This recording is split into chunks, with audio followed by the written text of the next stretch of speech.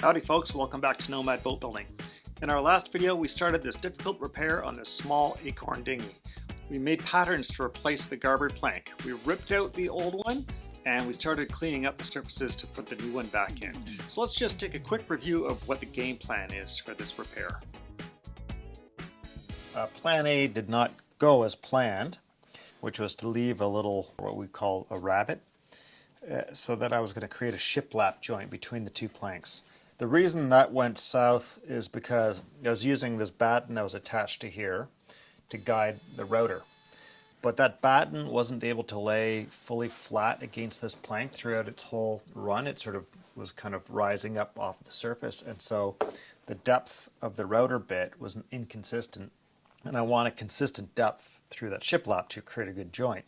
So I tried to make it more consistent using a router plane, but I couldn't pull it off effectively. I ended up basically kind of burning through the thickness of the plank. It's a little thinner than I had anticipated it to be. So that means I need to come up with a new plan. And this is really common in repair work. And it's always good to have in the back of your mind what a plan B might be. So I do have a plan B, and there is a plan C as well. Plan C would be to just get this plank out entirely and fit an entire new plank in here. I really don't want to do that because of the way this boat's put together. They've used a flexible polyurethane. So that means that these hood ends are all glued in with that, and it's very hard to get them out. That's not going to happen gracefully.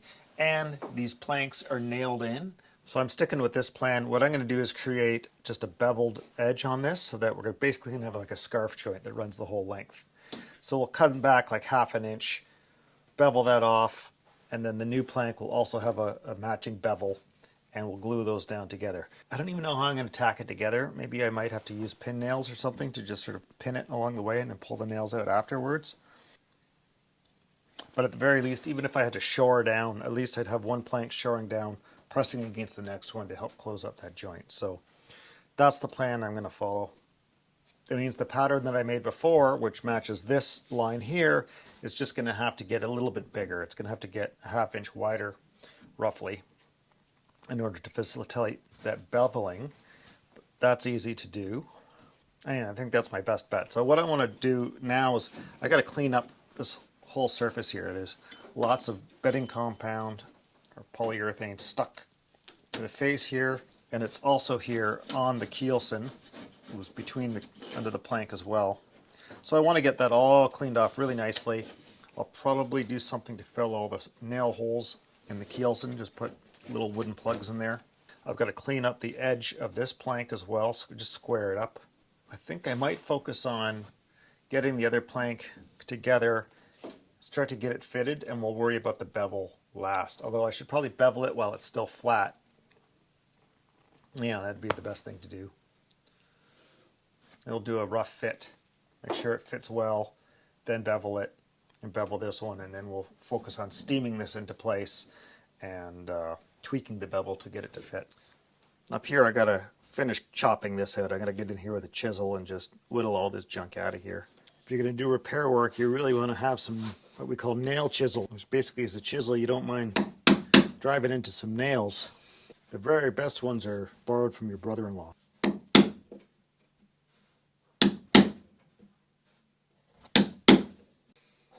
There's the nail I couldn't get initially. Let's see if we can lever this thing out.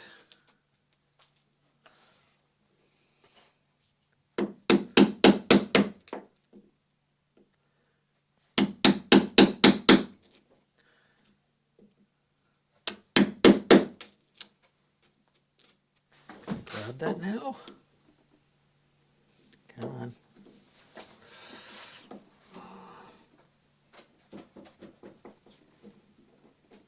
The ring nails, you got to tease them, little wiggles to break the bond. Don't try and just yard them out in one go.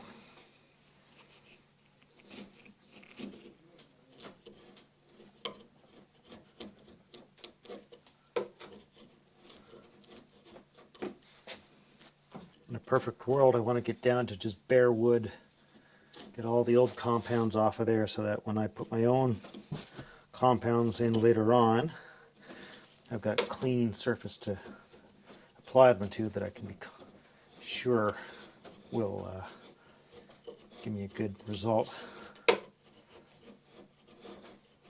Just very carefully pare back to the surface of the wood there.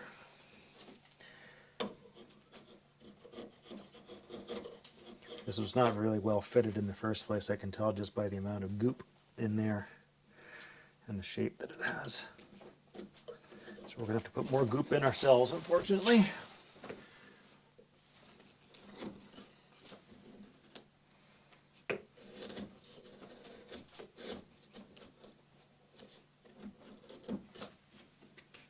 So I'm cleaning out what's called the rabbet, this little notch in here. The rabbet should be 90-degree corner, ideally. Well, not exactly. There should be 90 degrees on the plank edge, and then the back edge of the rabbet itself usually kicks back 2 or 3 degrees so you have room to put caulking in there. In small boats, though, it's not uncommon to just make it square and just put the plank in with some flexible adhesive like this, and that serves as the caulking. You don't necessarily bother with the with cotton caulking because there's just not a lot of room there to hold it very well. Okay, now I just want to try and tease this corner out. Now I've got a fastener here that I'm going to have to deal with one way or another in order to fit our new plank in.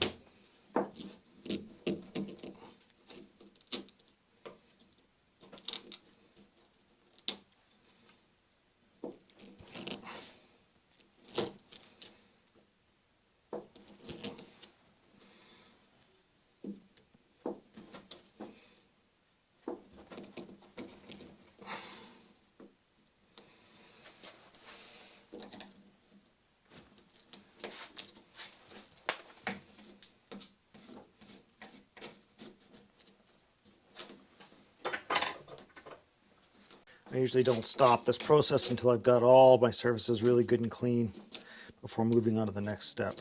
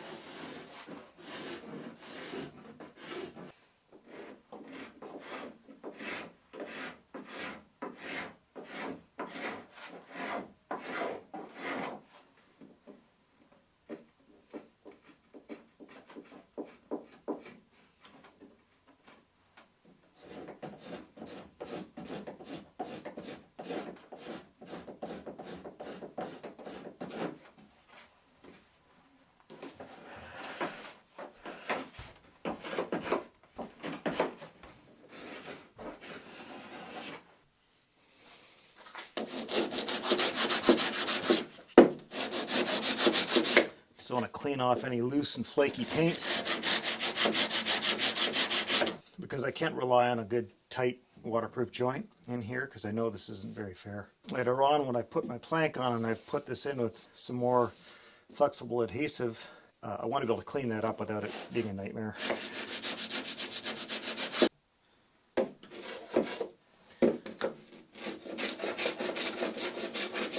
I'm just going to clean up this edge. It's a bit raggedy from cutting away that tongue.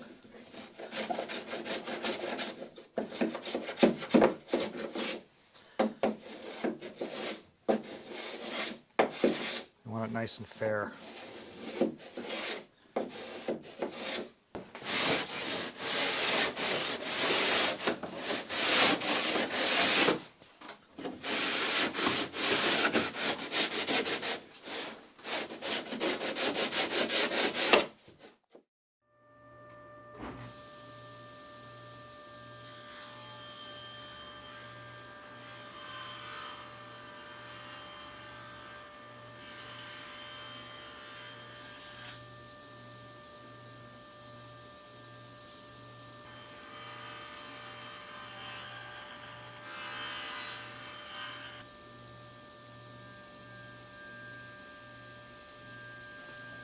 So we've got our planking stock here.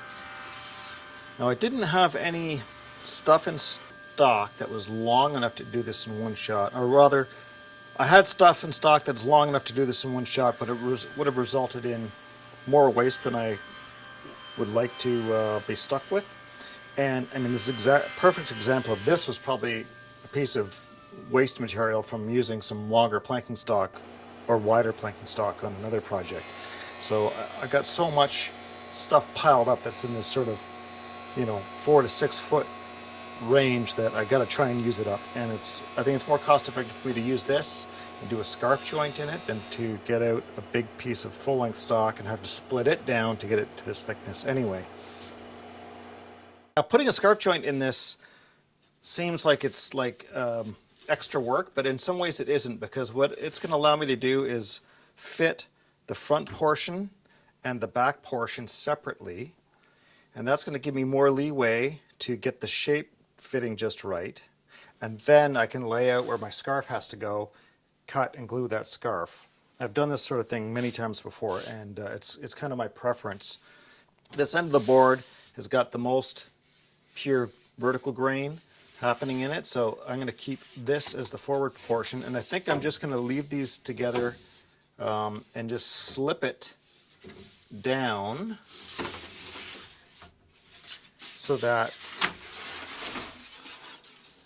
the aft portion will get scarfed on down here, just in the same orientation, and that way we get the best consistency of grain across the plank at both ends, and any grain running, angular grain running this way will be consistent from piece to piece.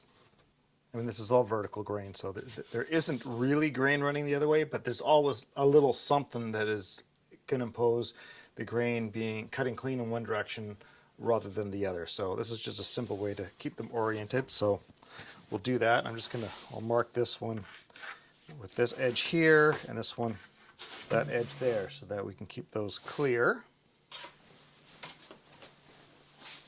So my plank pattern, when I put that onto here, is going to go on it like this. This needs to get made wider by 1/2 inch. We'll worry about that a little bit later. I don't need to put the scarf dead center. I could stagger it off to one end. I almost wonder if I should stagger it off towards the bow, looking at the boat and where it's flattest. No, I think dead center is probably best. So we'll end up with some waste, but that's not the end of the world. Okay, I want to compare this to the boat, so let's do that.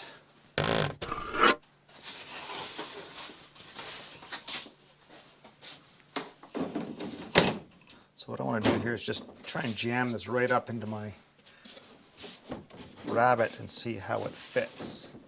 See, right now, if this is fitting up nicely here, this swings way off back there, so I probably want to adjust this pattern before I do anything else. All right, so what I'm going to do, I'm going to take this apart.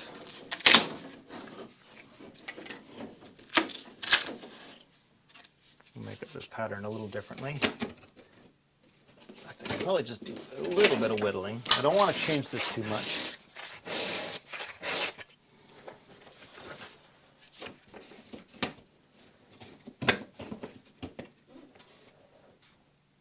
It's kind of a low gamey spot right here. I think I will give it a little tweaky deek. You see, the thing is, I know that this was built with students and built quickly. The fellow that ran the Lapstrake course when this was built, he liked trying to jam this course out in a very, very tight time frame, which I don't really agree with. And as a result, you gotta let a lot of stuff slide sometimes.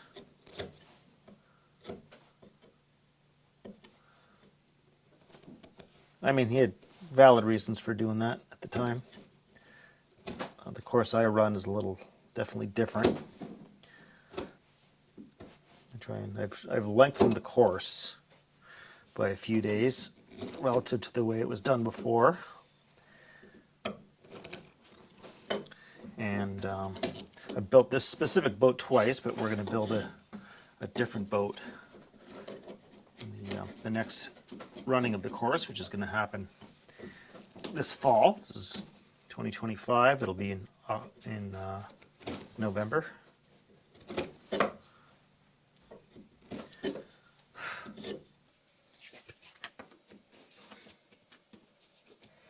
Alright, so that's looking quite good. Let's get rid of this little nubble of glue.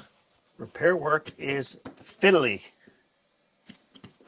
Okay, I like that. I like that. That's going to work.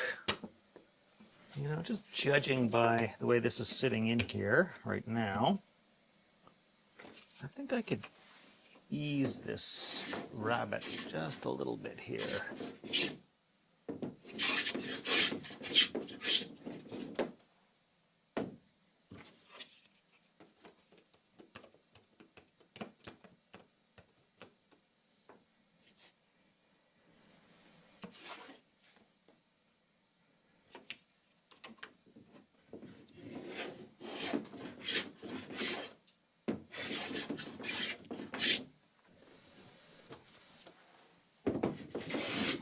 I realize this is maybe springing it up a little bit high, but I don't think I'm going to be able to spring it down very readily. Okay, so here's like a very quick and dirty plank fid that I can use to check how this fit's going to be.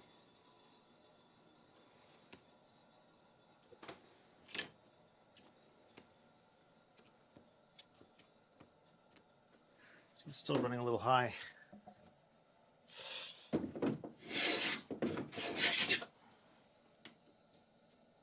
Better.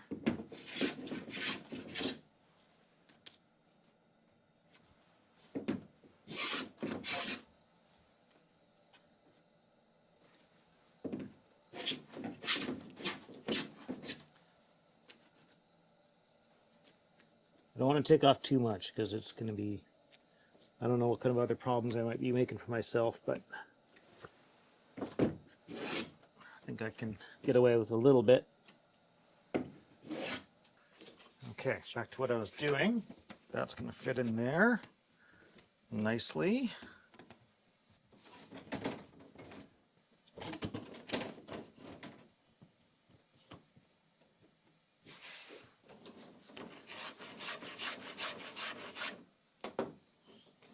If you recall, when I made this, the old plank was still in place, so it's sort of a rough estimate coming off of the face of the keel rather than the inside of the rabbet.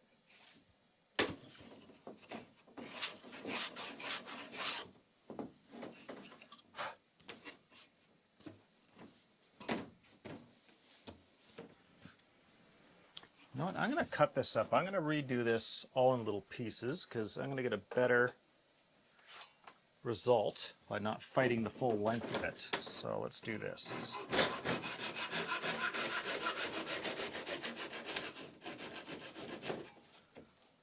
There's actually a deceiving amount of shape that is in a garboard like this.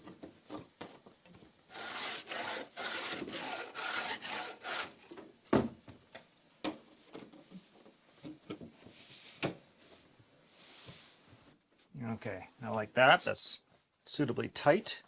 So we'll get the hot glue gun out and we'll basically put a gusset across these guys. Just formulating all kinds of ideas about how to make this all work together. Now when I first offered this up, it looked like I was probably like off by like a 1/4 inch at either end relative to the shape, but if you notice how I'm just bringing it in slowly, I'm not taking that much off. It just takes a while to get the plank down into the right orientation where it's going to give you an accurate reading. So you're kind of like massaging your way to the finished shape, if that makes any sense. And it's important that I try and get this into the same orientation the new plank is going to be sitting in. We're almost there.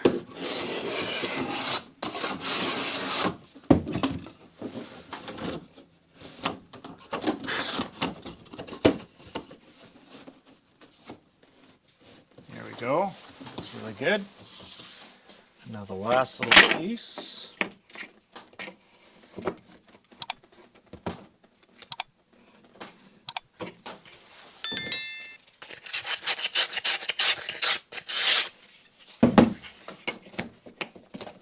This is all more about how this fits.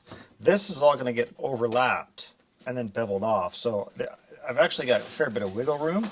I just want to try and make sure I'm getting a really good, accurate interpretation of what this whole line is relative to the eventual plank edge. Okay, that looks great.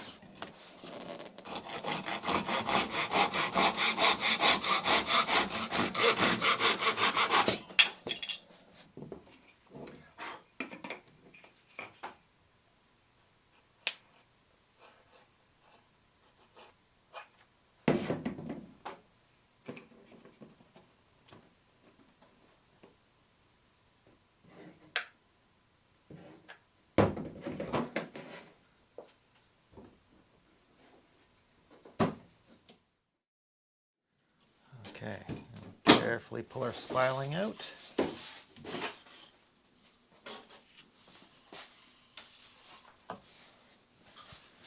And I think we'll just use like this joint as a reference mark between the two halves. So there's a bit of snipe here. We'll always hold back from the snipe. And when working with red cedar, especially dark red cedar, I like to use a white pencil, but it can be challenging to get a good crisp line to follow, so I'll sometimes run a regular pencil over top of that to give me something with a bit more contrast. So we carry this line all the way to the end, even though we're going to be cutting the end off. Sharpen up our pencil. A really sharp pencil can have a bad habit of like grabbing the grain of the cedar and getting drawn off the mark. That just happened just right there. So you got to be a little conscious of that, and it helps depend if you are drawing so you're kind of running downhill off of the grain of the wood, if that makes any sense, like petting a cat, you know. So it just ran off track again because I was going into the grain, not off the grain. Okay, now I want to add a 1/2 inch for our bevel onto the ends here. At the very end, I need to actually extend the curve. Ooh, okay. Better take the bevel off of the boat. So I'll go off my bottom edge there and just figure out what kind of angle I need to follow to stay on track.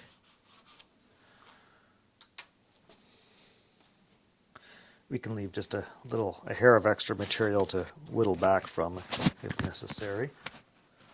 Okay, so there's the front bit, and we'll use a flexible batten to get that shape, to get the bottom shape. And now I'm just going to do the same thing with the back half. We'll just justify towards the back of this plank a little bit more.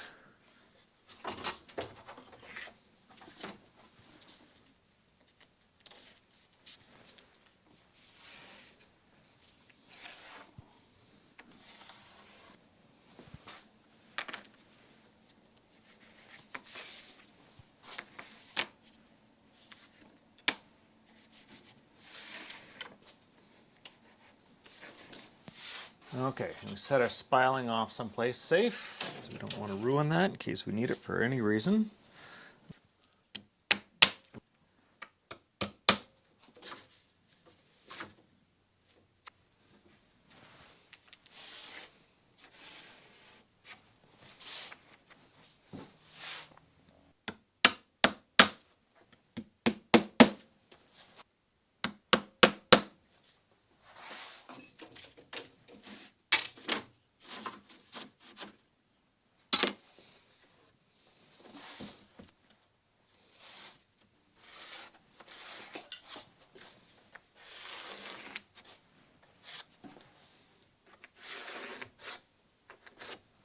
There's that. Now we can cut those out on the bandsaw.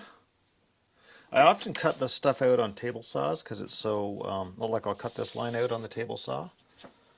It's so straight. It's easier. This one I'll cut out on the bandsaw. This doesn't even need cutting. I can do that just by planing. That's my reference. Yeah, this is just a rough offcut.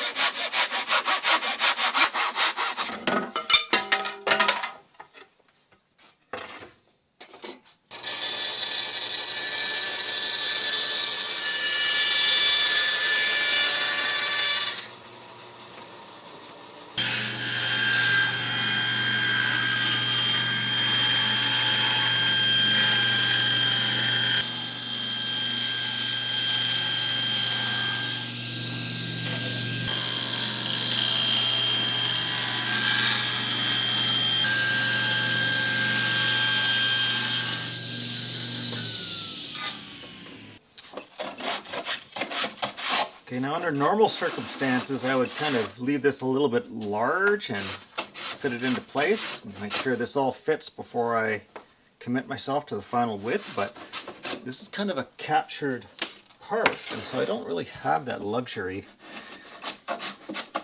So unfortunately, what I'm going to have to do is just make it as close to my spiling here as I can, steam it and fit it, and make up for any discrepancies with a heavy bead of caulking along the rabbet, which is okay because we need that anyway. And then of course the bevel we have along the lap here is gonna have a little bit of wiggle room, but not a lot.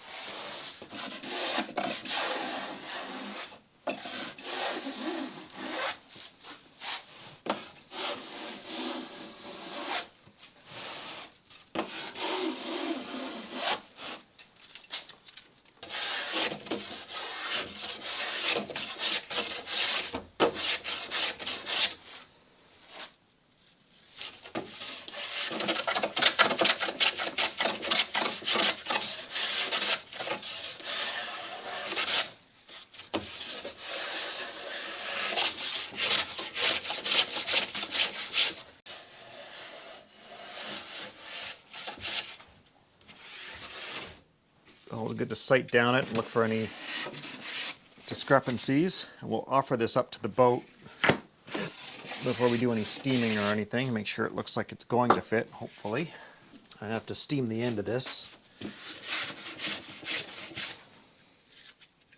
And the tricky part about doing that is just trying to figure out exactly how to clamp it into the boat. So I think I have an idea. I have to see whether it's going to work. Let's see how these fit. Let's see about this one.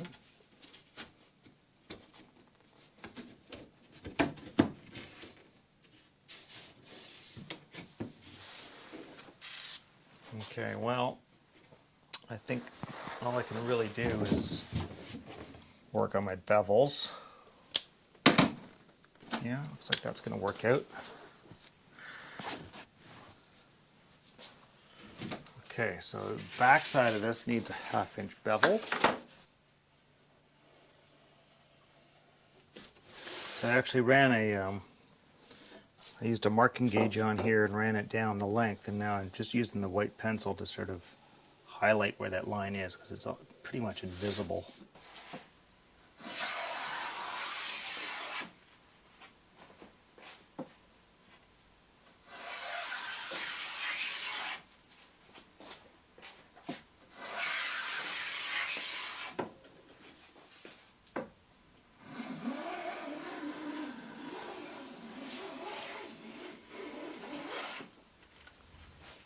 It occurred to me that the edges of these planks are relatively straight, so I could rough a lot of it down on the table saw. So I'm just going to take the bulk of it away with the blade kicked over to the relative angle that I need to use, which I think is about 45 degrees, and then we can finish it off by hand.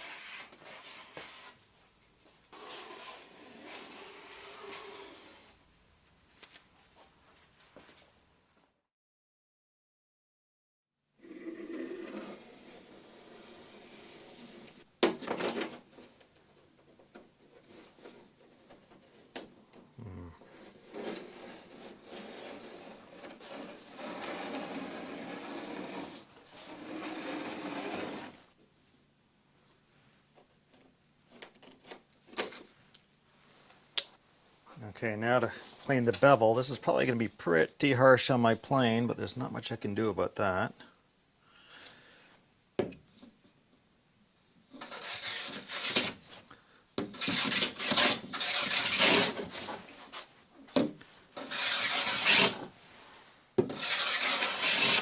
What we want to do is just attempt to describe the initial bevel and get it sort of worked all the way down the length, holding back from the both edges a little bit, and then slowly tweak it down to its finished bevel, touching both my layout line and the inside edge of the plank.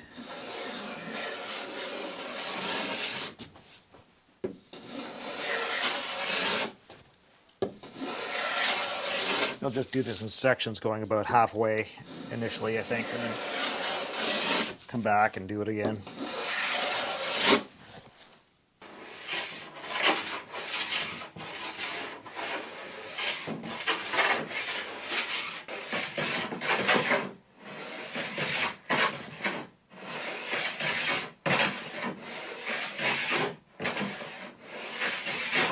So at the halfway point, I'm about a 1/4 inch away from my layout line, and nominally 1/8 of an inch away from my inside edge.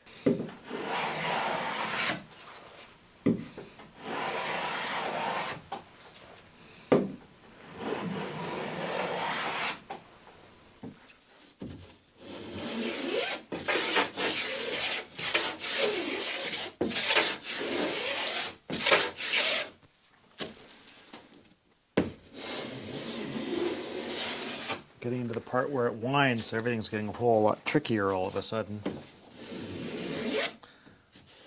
For the most part, it's going well. This cedar is planing beautifully.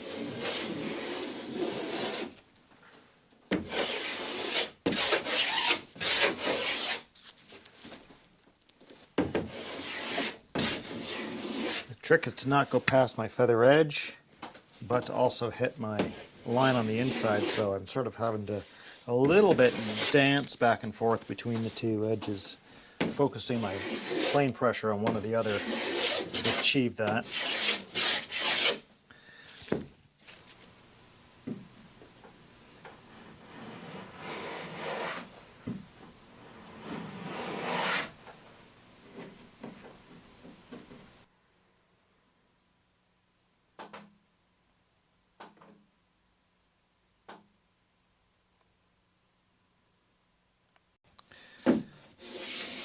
The tighter the twist, the smaller the plane I need.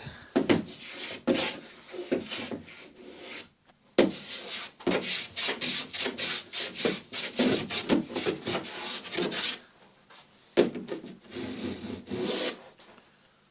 that's aggressive.